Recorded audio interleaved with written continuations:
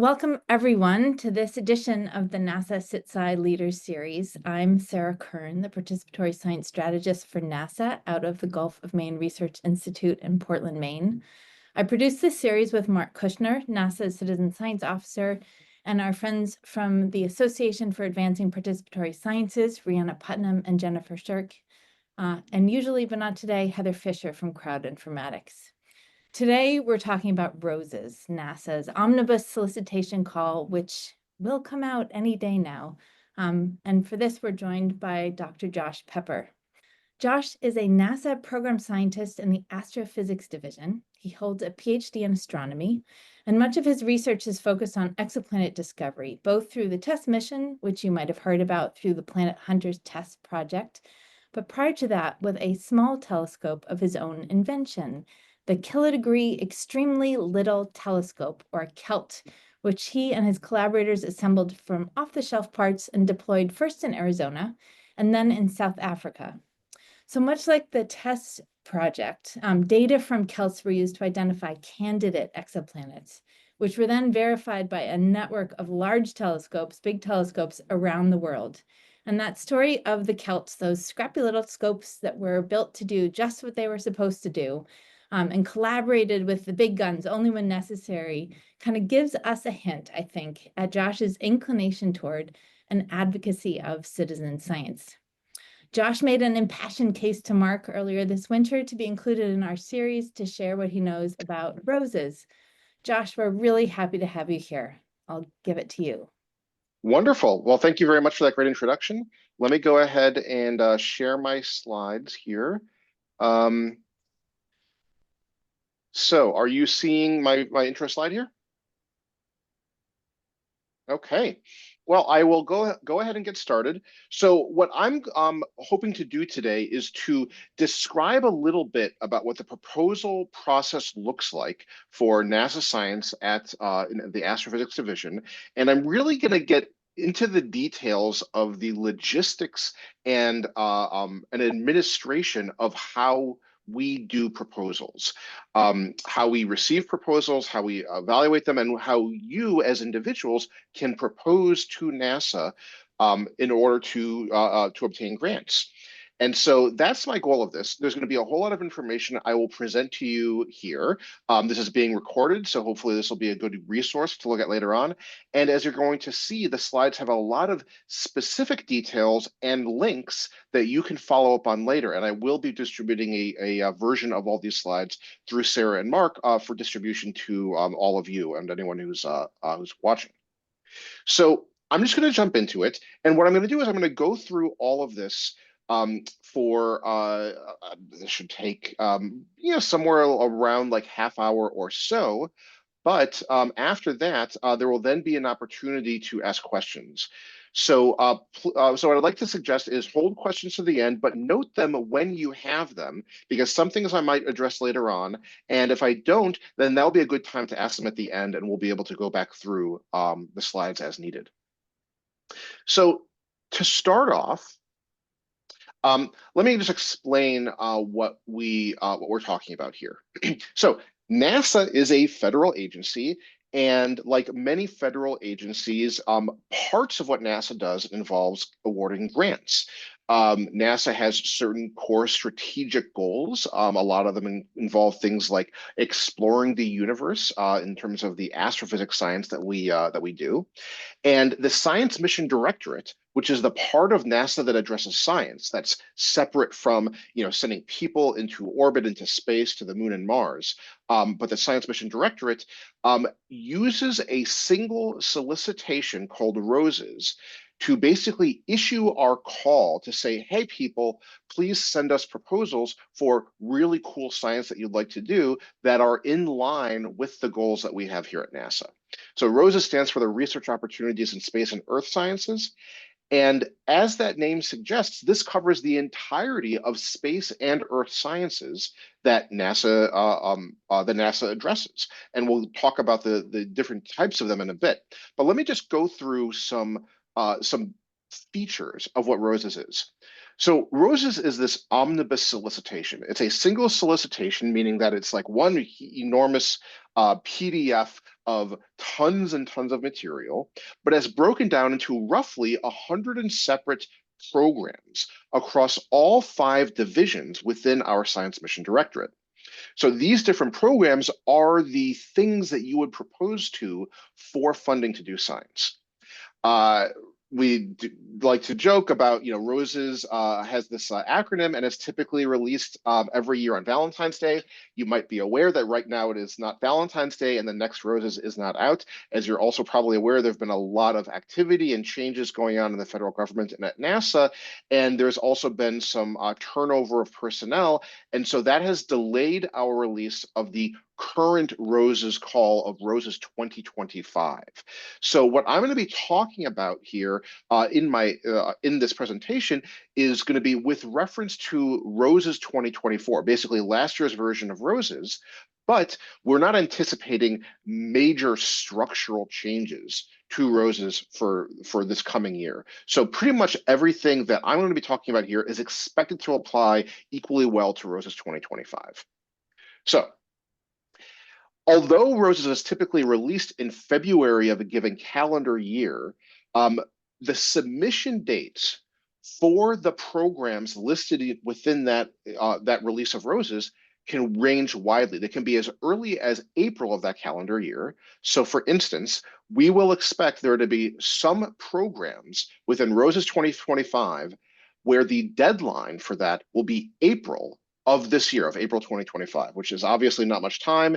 And any changes to the deadlines for Roses will be notified to the community. But also, some of the programs released in Roses 2025 can be as late as May of 2026. So one of the many things that you sort of have to keep in your head when you're thinking about Roses is when the solicitation is released in a given calendar year, the associated programs within it can have due dates that go very far into the following year. I will also note that some of Rose's programs, and they will be described in the solicitation, have a step 1 and then step 2 format, or what's also referred to as an NOI, or notice of intent type format. And what that means is you are first either required or encouraged to submit a step 1 or a notice of intent.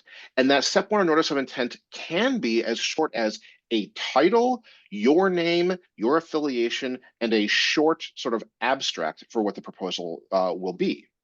And then after you've submitted that, then weeks or even a couple months later, there will be a step 2 that you submit, where the step 2 is the full length of the entirety of the proposal. But that's not always the case. And because every program within Roses can be construed a little bit differently, you have to look at the details of your particular program to understand the right way to do that step 1 and step 2 submission.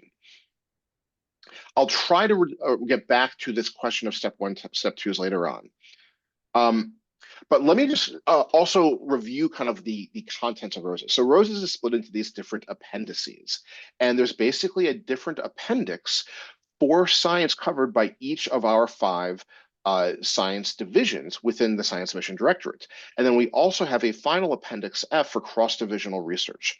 And we'll usually refer to the items within Roses as a program, but we might also call them a program element. And one of the things that you just sort of have to get used to with this is that there's this own little vocabulary or nomenclature that we use within NASA to talk about these things.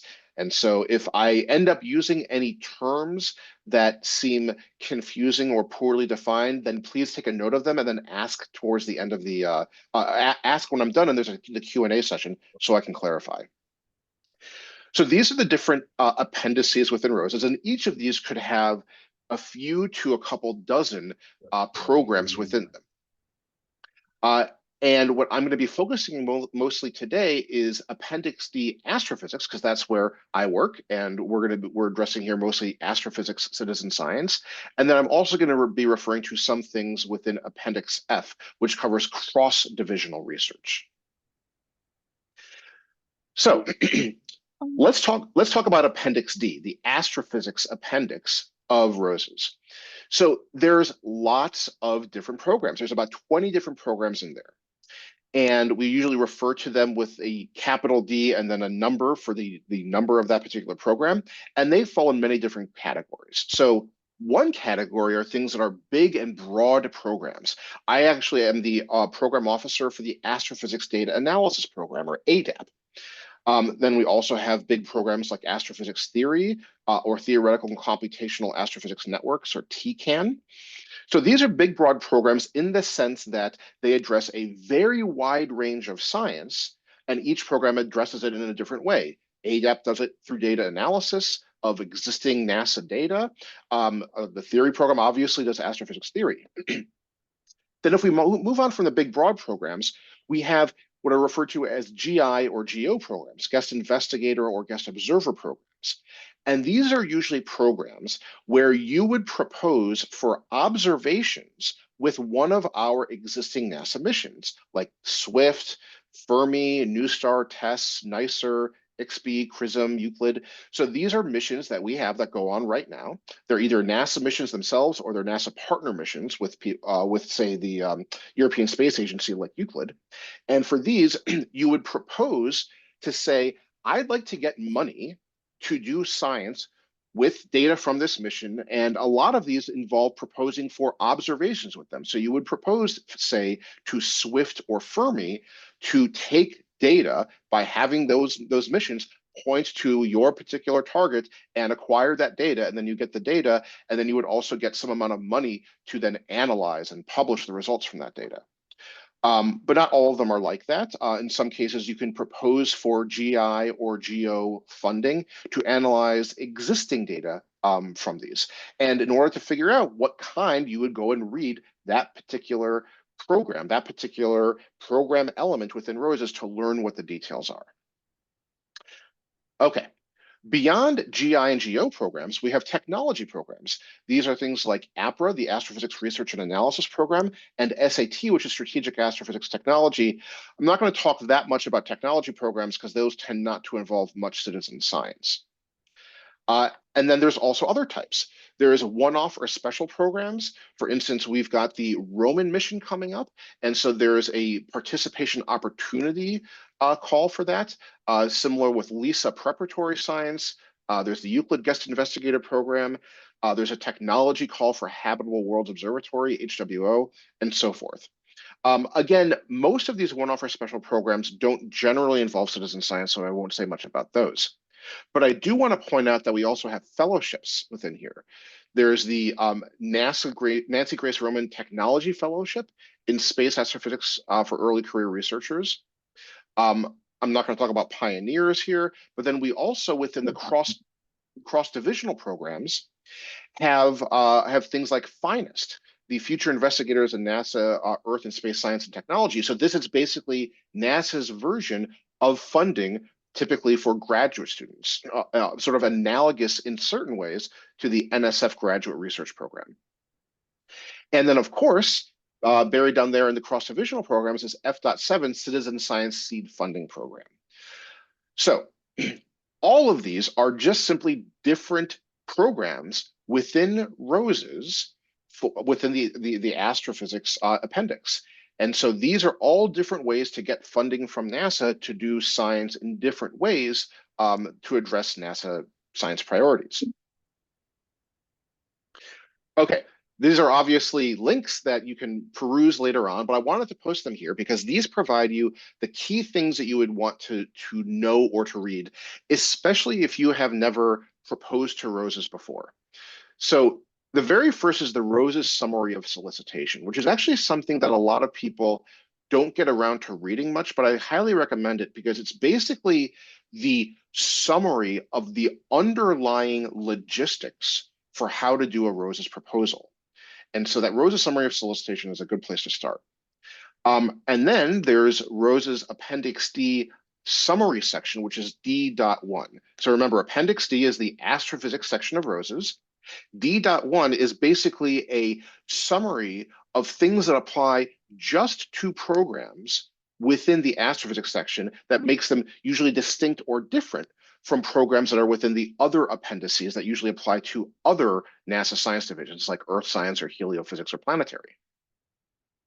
And then the next two links are just links to web pages that have the list of ROSE's programs that you can see listed either in the order of due date or in the order that they appear in the appendix. And both of those are just very useful links to have.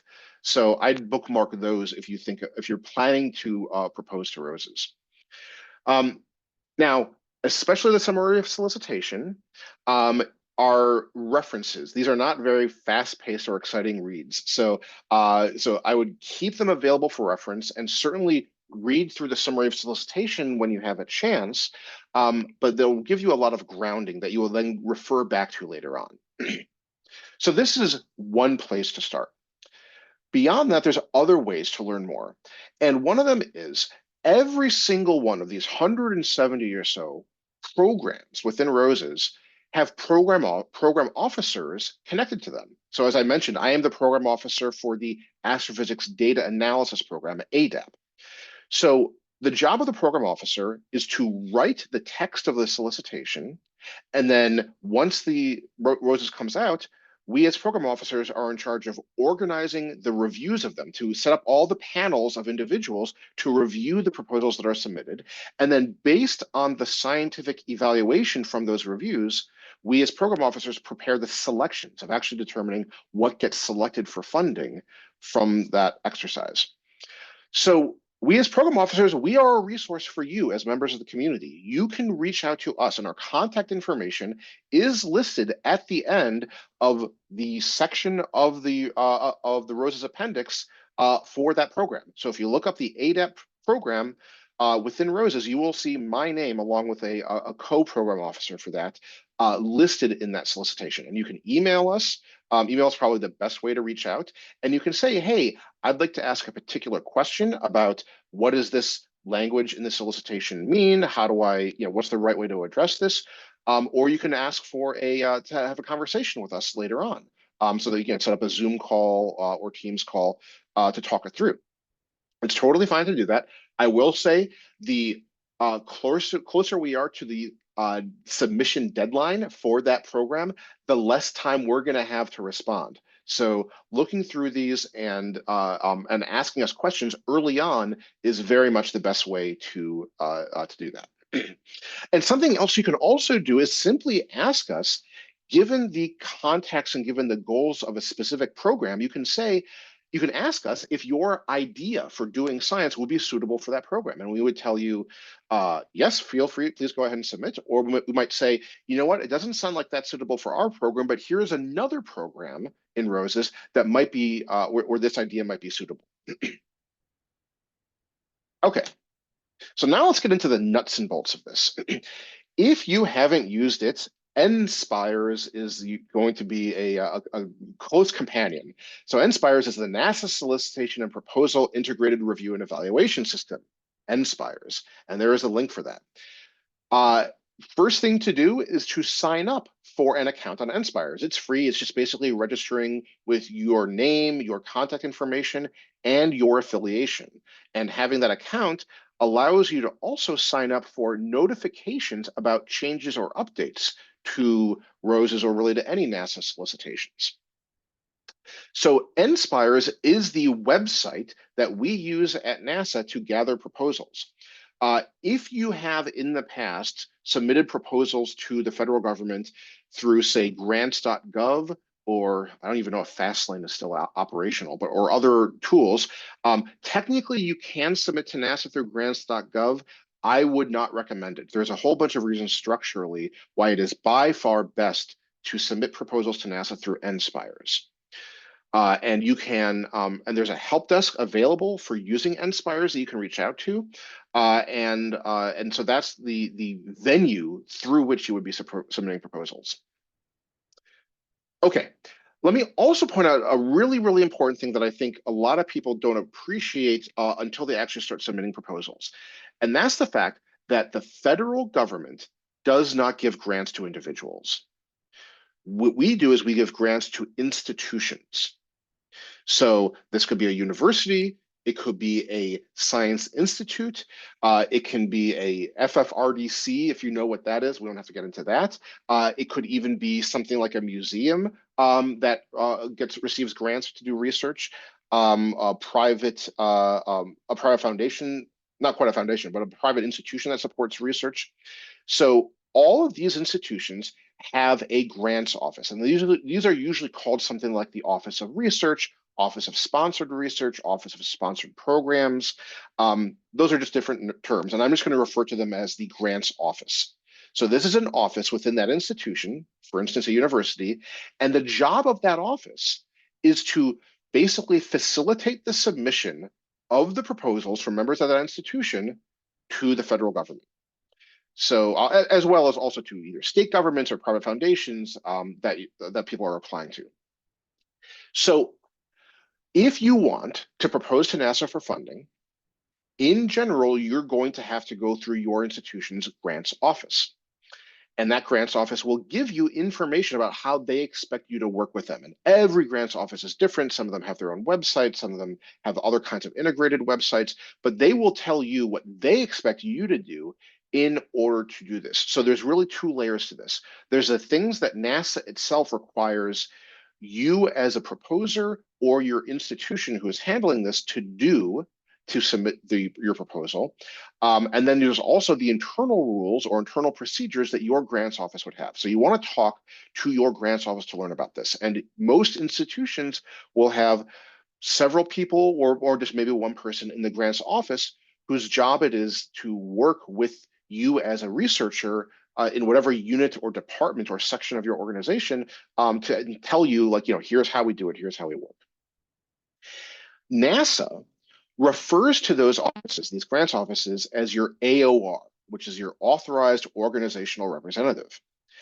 And the reason this is important is because sometimes there's certain communications that we at NASA are not permitted to talk to you as a proposer. We must communicate it through an AOR.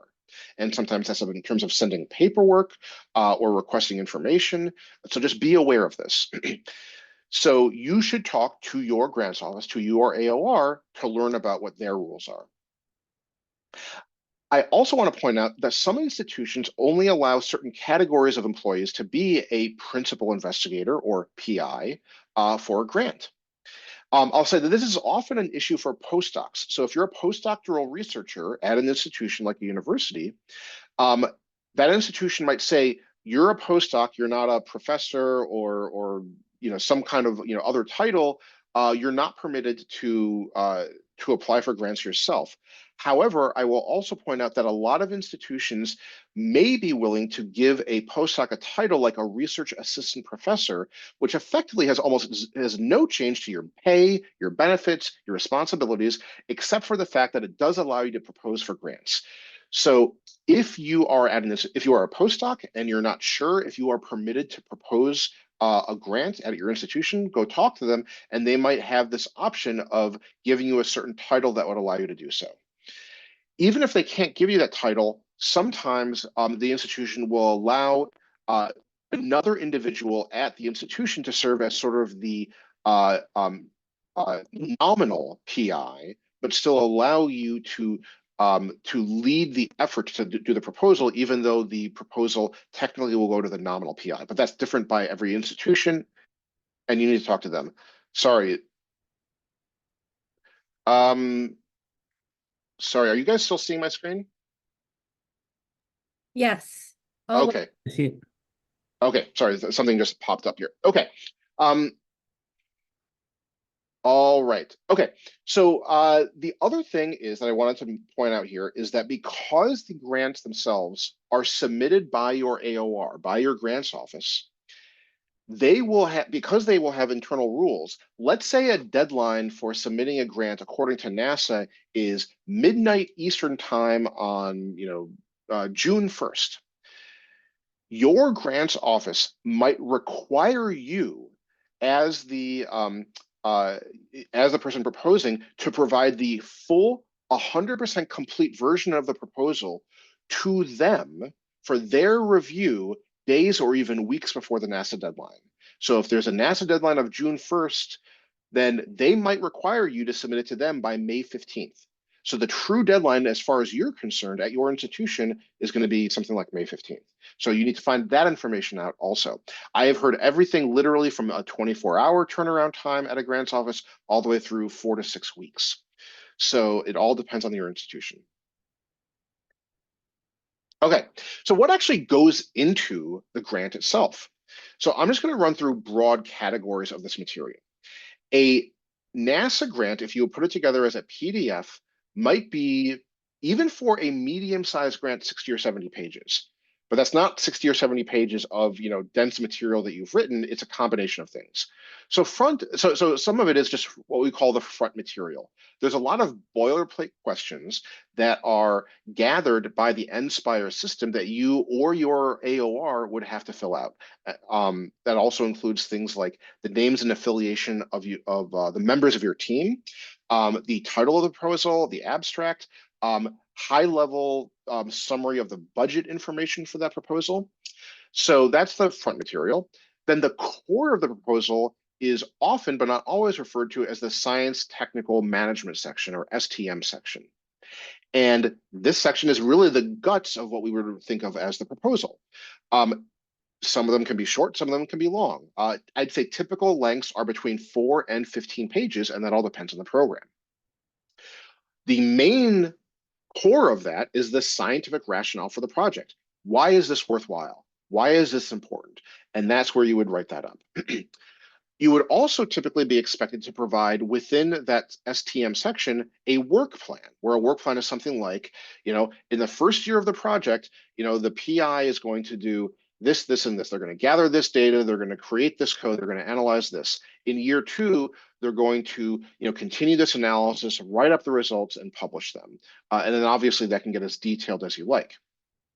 There will also be a references within this, although different programs will or will not count the references towards the page limit of the STM section. But what usually does go within the STM section is the budget narrative. So the work plan is saying, here's what we're going to do. Here's what the PI is going to do, this co-I and this collaborator, and I'll talk about different roles in the next slide. So the work plan says, what are you going to do? The budget narrative says, here's what we're going to use the money for. So while the work plan could say stuff, we're going to gather this data, we're going to analyze this, we're going to create these codes, we're going to run these tests, the budget narrative would say something like, oh, we're going to use, get 3 months of summer salary for this person. We're going to use this amount of money to pay for travel to this conference by that person. We're going to buy a computer for this, or we're going to buy access to a computer cluster for this amount of money. So that's what the budget narrative is. And a budget narrative is also sometimes referred to as a budget justification. Those are basically just two names for the same thing: budget narrative and budget justification. Okay, beyond that, there's the actual budget itself. And this is where you have to collaborate closely with your grants office, your AOR, because that budget has to include all of the things that you need to pay for. And there are rules at each institution for how those budgets are put together. So I will just say you would want to work directly with the project, with your grants office, and they will tell you things like, here's the way we usually do it. And they should be helpful in saying, okay, tell us broadly what you need, and they'll help put that together into a full, well-formatted budget. Then there are biographical sketches. It's basically the NASA version of a CV. And there is also the document called the current and pending support. So current and pending is the list of the things that you're already receiving grants for from NASA or from any other federal source. And part of what that is for is to make sure that you're not being paid double by, say NSF to do this thing, but then also by NASA to do that same thing. That's not legal. So the current and pending documents are your formal statement is, here is what I'm already being paid for by the federal government to do via this grant or that grant. One thing I want to point out is that at least for the coming next roughly 12 months, the formats required by NASA for the current and pending documents and for the biographical sketches can be very different from what the NSF requires or from what other federal agencies require.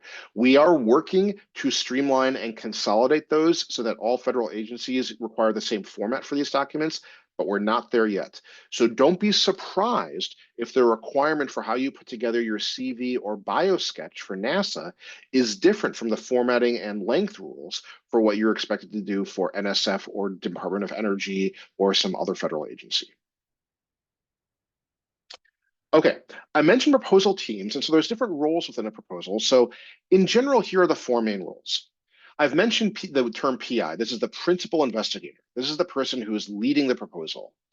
So the PI is this person who presumably writes the bulk of the proposal and has the ultimate responsibility for carrying out the project. Beyond the PI is a co-investigator.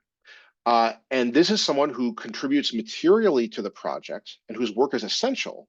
And the other key thing, and this is different between how NASA uses these terms and some other agencies, what makes a co-I different from a collaborator is that the co-I is someone who is receiving money, presumably a salary. So it could be a small salary, it could be the equivalent of just half a month per year of their salary. But that's what distinguishes a co-I from a collaborator. A collaborator is someone who is participating in the project. Now, a collaborator's work does not necessarily need to be essential to the project, but what is essential is that the collaborator not be directly receiving funding. And when I say receiving funding, I'm not talking about like, oh, like they can, if you on your grant buy a few hard drives, it's not like the collaborator can't get one of those hard drives, but it's really about whether they're going to get money directly to them in the form of salary or the equivalent. So that's the PI, the co-I, and the collaborator. And then we also have a separate category for graduate students. And you can have grad students affiliated with a proposal who are being funded by the grant. And you can also have grad students involved who are not being funded. And in that work plan and in that budget narrative that I talked about before, you would want to specify whether these individuals are being funded, that is, having their salaries paid or stipends paid by the grant. You would want to specify these are funded people, or then these are unfunded people, where the unfunded people are going to be doing stuff for the work of the grant, but who are not themselves going to be paid. Presumably, they are getting salaries or stipends from elsewhere in the organization that they're in. I'll also note that Rose's grants are almost always, and this isn't exclusive, but as far as I think the best way to say this is, in general, Rose's grants are awarded to a single institution. These are not collaborative. There isn't such a thing as what NSF does with collaborative grants, or collaborative proposals, where two joint institutions, or maybe even more than two, will propose a single proposal. Rather, you will have a single institution that is the lead institution, and co-Is or collaborators at other institutions are funded through subawards. So that means that as far as NASA is concerned, we're getting a proposal from a single institution. Presumably the PI is at that institution. And then if you have collaborators or co-investigators at other institutions, then they can get funded, but it is the job of the primary institution to send them that funding. As far as NASA is concerned, we are just sending money to the primary institution, and it's the job of that primary institution to organize all the logistical details to send that money out in subawards to anyone else. So that is a conversation that you would have with your grants office to figure out how would that work at your institution if you would like to propose a grant or to submit a proposal that involves sending money or supporting people at other institutions. All right, some more nuts and bolts. So one thing that people very often would want to be able to do is to call up the program officer to say, hey, I'd like to propose this. Do you think this can get funded? We can't do that because we rely on peer review by members of the scientific community to review the grants. And while we know about our grants programs, we are not permitted to say, oh, yes, that sounds like a great idea. That'll definitely get funded. We can show some enthusiasm maybe for, how interesting we personally find the idea, but that should be no indication whatsoever of whether the proposal would actually be funded. We have to rely on the results of the peer review in order to make those selection decisions, along with programmatic reasons. And when I say programmatic reasons, this is a term of art that we use at NASA. That basically means for making decisions about what proposals are selected based on the overall needs of the agency, not just the scientific merit of the proposal, but things like the relevance to our missions or the value for our broader goals as an agency. So while we cannot tell you if your proposal idea is going to be likely to be funded or if it's competitive, what we can tell you is whether it appears to be compliant with that program. So for instance, as I said before, I'm the program officer for the ADAP program, Astrophysics Data Analysis. One of the many details of that program is that if you would like to do an to submit a proposal where you analyze data from the James Webb Space Telescope for data that has already been taken by JWST, and that's the only mission that is the source of data that you're going to be analyzing, you cannot propose that to ADAP. There's a section in the ADAP solicitation that says for a certain set of NASA missions, if you want to analyze data from just that mission, you need to submit that proposal to the GEO guest observer program for that mission. So that's an example of compliance. If we were to get a proposal where you said, I'm going to do all this great science using data just from JWST, I would not have our reviewers review that proposal. I would return it to you and say, this is non-compliant. Does not comply with the rules for this program. So if you have uncertainty about whether your science idea is compliant with a specific program, you can reach out to us as program officers to ask about that. Something else to be aware of, and this can be very different from other federal agencies, is that NASA at this point in time operates almost all of our programs under the dual anonymous peer review paradigm. Dual anonymous peer review is DAPR. This means that the people reading your proposal will not know who you are when they are evaluating the scientific merit of the proposal. It is required that you, as the person writing the proposal, write it without mentioning who you are in the bulk of the proposal, and without any references to what you yourself have done in the past, nor to your expertise or your resources. What we have done is we have broken out these two exercises. The bulk of the proposal, that science technical management section that describes what you're going to do and why you're going to do it, is written from the perspective of saying, here's why the science is valuable, not why you yourself should be selected to do this science. There is a separate document called Expertise and Resources, or E&R, that does contain that information. So for instance, I mentioned things like the biographical sketch. That biographical sketch will be embedded within the Expertise and Resources document, the E&R document, rather than in the main section of the proposal. So there is a separate document, and unfortunately, I don't think I have the link here, but you can find it online. That is a link to the rules of DAPR, the rules around how to write a proposal that is compliant with these with this principle. The whole idea behind DAPR and dual anonymous review is that we want to keep the focus on the science being proposed, not the people proposing it. We want to choose good science for its own merit, not because we say, oh yes, I know this person, they're really great scientists, we should just send them money because they're going to do great work. That is contrary to what we want to achieve as an agency. We want to do the best science. We don't want to just direct money to who we think will be the people who will do just good stuff. So if you have further questions about that, you can ask that later on.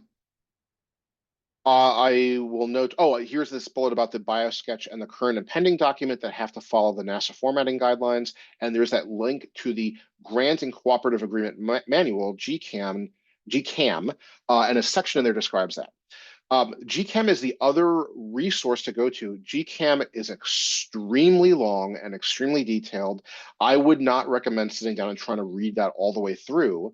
But what I would do is keep this link available and then refer to the specific section of GCAM if you're wondering about how to handle some particular aspect of preparing your proposal that isn't already covered in the ROSE's program itself or the ROSE's summary of solicitation. So if you'd like to propose, you should read the documents, but the first thing to definitely read is the ROSE's program element itself. That's the the section of Roses that talks about the specific program element that says, here's all the rules for what this is about, why people might want to propose to it, and the rules for doing that. And so you want to contact the program officer for that program well before the submission deadline with any questions. All right. And then this is actually going to be my last slide.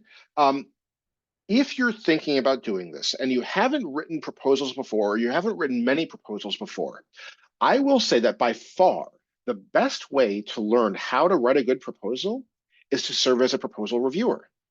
We have a website with a link that you can follow here when the slides are distributed, where you can put in your information and say, I'd like to volunteer to review proposals for this particular program. I think, as far as I'm aware, every separate program has basically a link or a drop down where you can choose to volunteer for that. Maybe not every program, but a lot of them do. The only rules for being a reviewer is that you be a scientist with expertise in that area, that you have already received your PhD, but there's no other constraints. You can be a member of any institution, you can be domestic in the United States, or you can be international. Your citizenship doesn't matter. But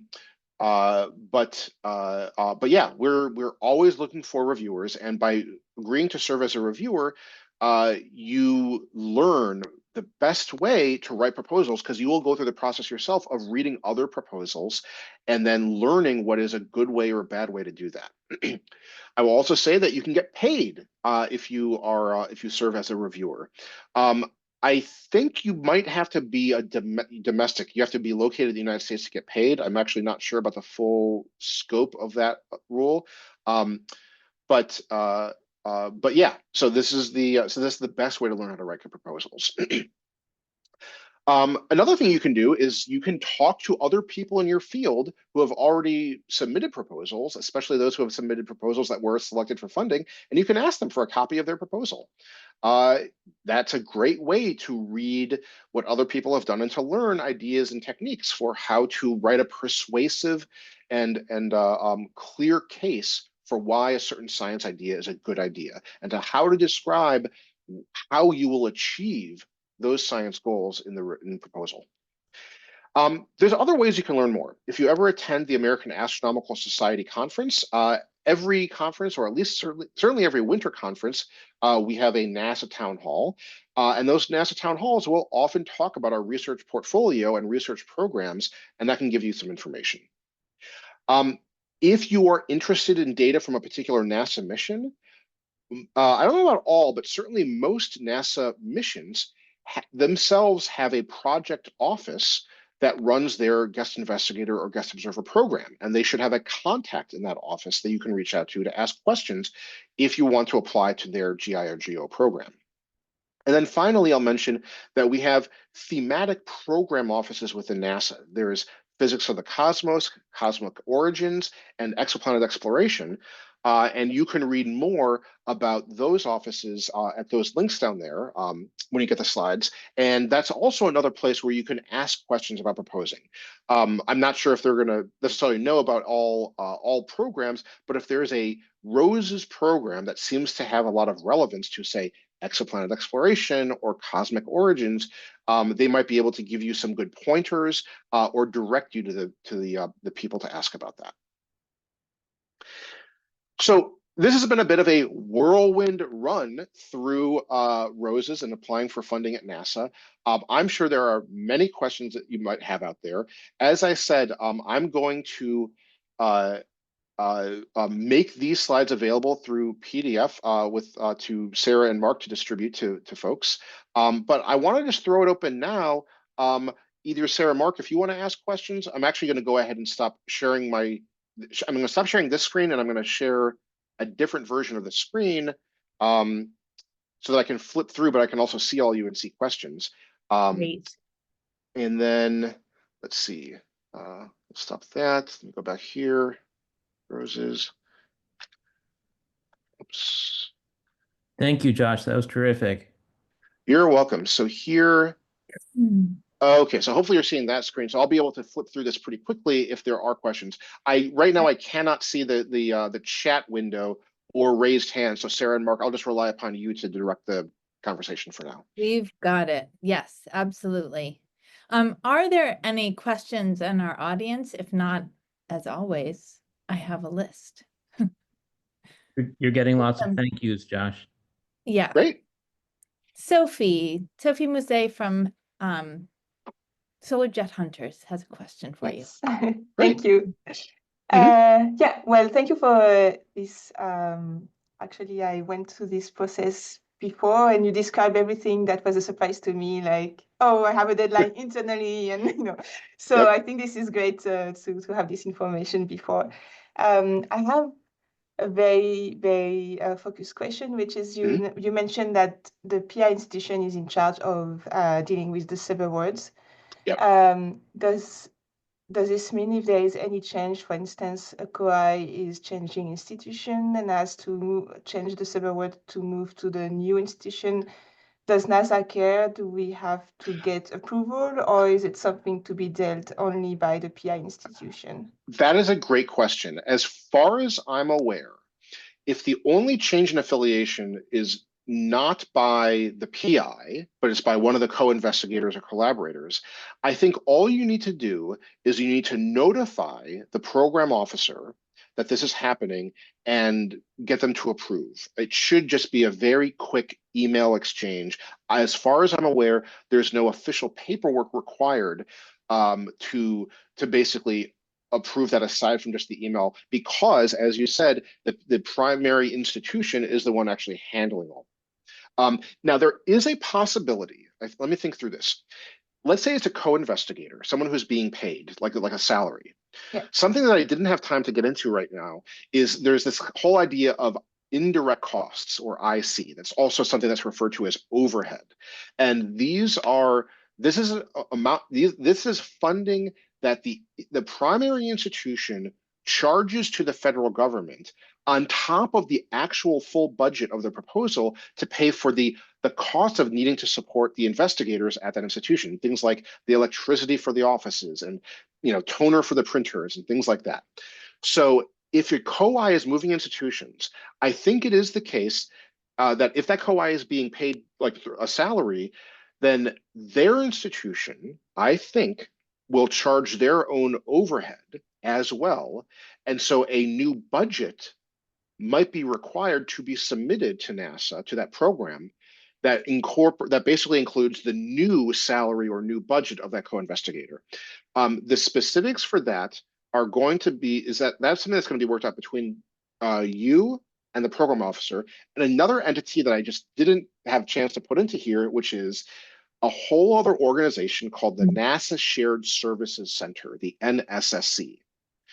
We at NASA headquarters are in charge of writing the solicitations, reviewing the proposals, selecting which grants are funded, but the actual dispersal of the money is handled not by us at NASA headquarters, but by this thing called the NSSC, the NASA Shared Services Center. And they might require you as a PI to provide a new budget that reflects the new salary or indirect cost for that co-investigator at that new institution. And that's something you would work with your program officer, and they would connect you to the NSSC to figure that out. So it's a long-winded way of saying it shouldn't be a problem, but it might require some paperwork if that co-investigator is getting paid a salary.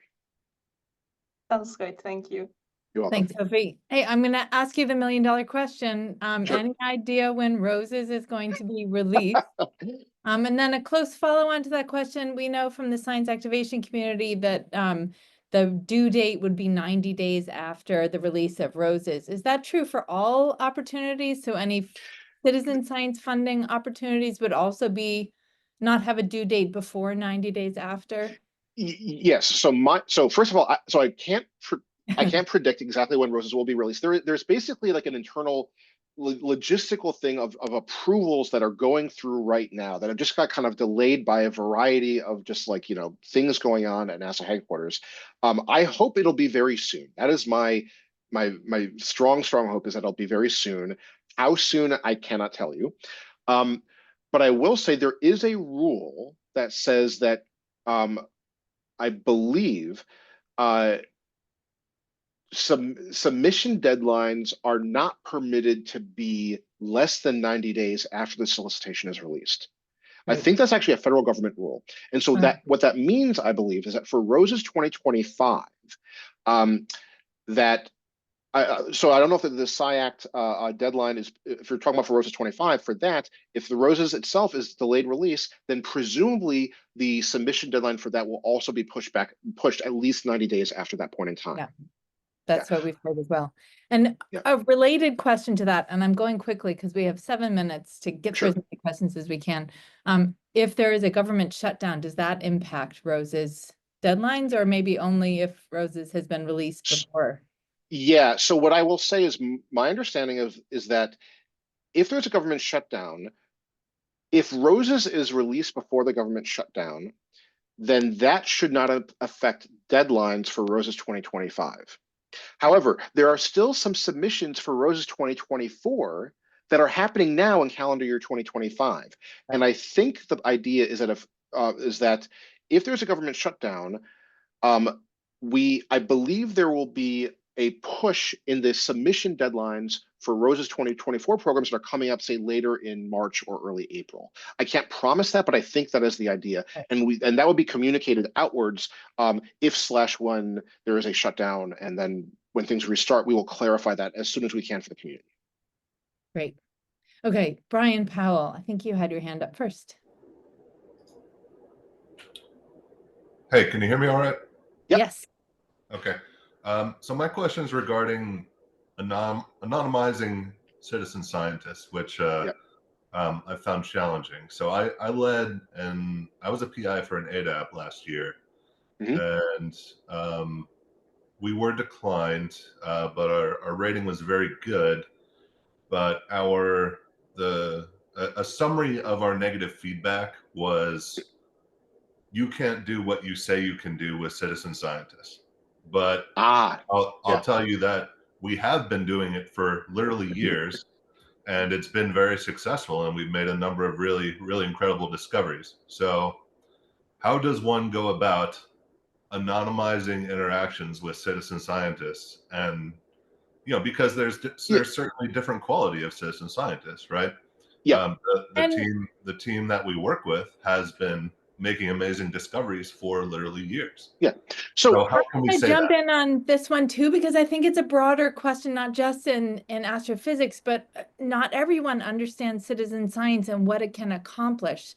How, besides all of us on this call, and I mean this, raising your hand, becoming a reviewer so that you can educate the other reviewers about this, but how do we kind of insert SPD 33 and insert the incredible work of this community in the review process so proposals don't suffer the way Brian's did? Sure, absolutely. So there's a couple layers of this. So one thing I do want to make a very clear point of is that if you submit a proposal and the proposal is reviewed and you get the review back and you are concerned by that, like, maybe the panel didn't understand what you were doing, or that they misinterpreted something, you are always entitled to ask your program officer for a debriefing in which you and the program officer can sit down, talk about the proposal, talk about the evaluation that you receive, and to try to get more clarity and insight from the program officer to help understand, maybe what went on there, to find ways to improve for a future submission.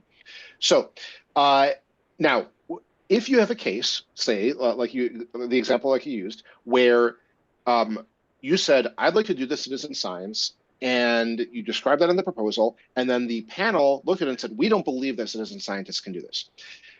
So that's basically a subspecies of the kind of thing where you say, we want to do. Anybody else lose Josh? I lost Josh too. Yeah. Okay. Mark, can you come in and weigh in on this while Josh reestablishes his connection? And a quick follow-on question to this one, is there a timeline? Like, is there a window in which you can ask for a debriefing, or is that open? Oh, I'm not sure about the window. I really hope that, Josh is back. Okay, can you hear me? Yes, Yes. now we can. There we go. I think I had like an application interfere that stole Okay. the audio feed. Anyway, sorry. What I was saying about that is so the case where the panel says you've said you're going to do this, we don't think you can do it. Aside from, as you said, having people in your community volunteer to be reviewers to help educate, other members of the review teams, that's certainly one thing you can do. You can also reach out to the program officer ahead of time and say, by the way, my proposal that I'm planning to submit has a citizen science component to it. I want to really make sure that that's not either misunderstood or misinterpreted by the panel. And part of our job as program officers is to take an extra look to make sure that certain areas that might not otherwise be as well understood by the reviewers are well understood by the reviewers. I don't want to get into the details of that. But then the last thing I would say is, But don't leave it. Wait. within, If yeah, I'd also like to hear if you're putting in a proposal to Roses to ADAP or XRP and it's citizen science, don't hesitate to reach out to me. I love to know when those come in too. yeah, I can yeah. sometimes be useful on And the I'll say, yeah, programmatic.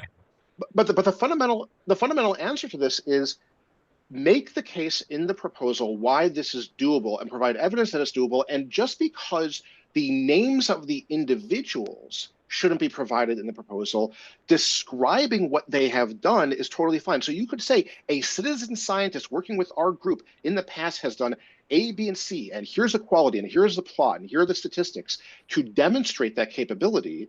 You can do that without having to name them or name yourself. You are allowed to refer to the kind of instrumentation, the kind of facility. You wouldn't want to refer to like a specific observatory in that. However, if you're concerned about how to properly anonymize the nature of your citizen science thing, whether it's a collaboration, a network, a series of observatories, some other thing like that, talk to the program officer ahead of time and ask, is this an appropriate way to anonymize the information about this kind of citizen science work in a way that will meet the dual anonymous requirements? That's part of our job, is to help you understand how to do that. Sounds like you two have a phone date in the near future. Yeah, I will be following up. Please do. Just a really quick follow up here. Yep. So you said we could put what the citizen science group has done in the proposal. Mm-hmm. So isn't that, if the citizen science group has done that in conjunction with us, aren't we kind of saying we have shown, which is in effect then? There's different ways of there's different ways of doing this. One way, this is not the only way, but one way you can do it is to simply describe. Sorry, are you still hearing my audio? Yes. Yeah. Okay, sorry. So one thing you can certainly do is to describe, we work with a network of citizen scientists. There are 83 scientists, each with their own, say, small ground-based optical telescope. Without describing, without literally providing the name of the group, you can fully describe the capabilities, scope, and capacity of that group. That is one way of handling it. There are other ways, and this is exactly the kind of thing to have that conversation with the program officer to help figure that out. Okay, thank you. Kevin McLinn. We'll let you ask a question, and then I'm going to turn the recording off after this one. Okay. I wanted a clarification. One of your slides, when you were saying who is eligible, who can be part of the project, and you specifically said graduate students, but I tend to work at institutions that don't have graduate students, but we work with undergraduates. So just wanted to. Yeah, entirely fine for undergraduates to be in there. They can even be supported through, say, like a stipend, like say you've got an undergraduate working over the summer on a project and you need funding to support them. Totally fine. It's just that because graduate student support is such a very common thing, that is listed as one of the distinct categories of participation that we have in there, that we track for other, a bunch of other ways. But there's nothing wrong with involving undergraduates and supporting them in that. And they do not have to be listed individually as team members. You can just say, there's you as a PI, maybe there's this co-I or this collaborator, and then we're each going to work with yet to be determined set of, say, 3 or 5 or 10 undergraduates over the course of this time frame. Entirely fine.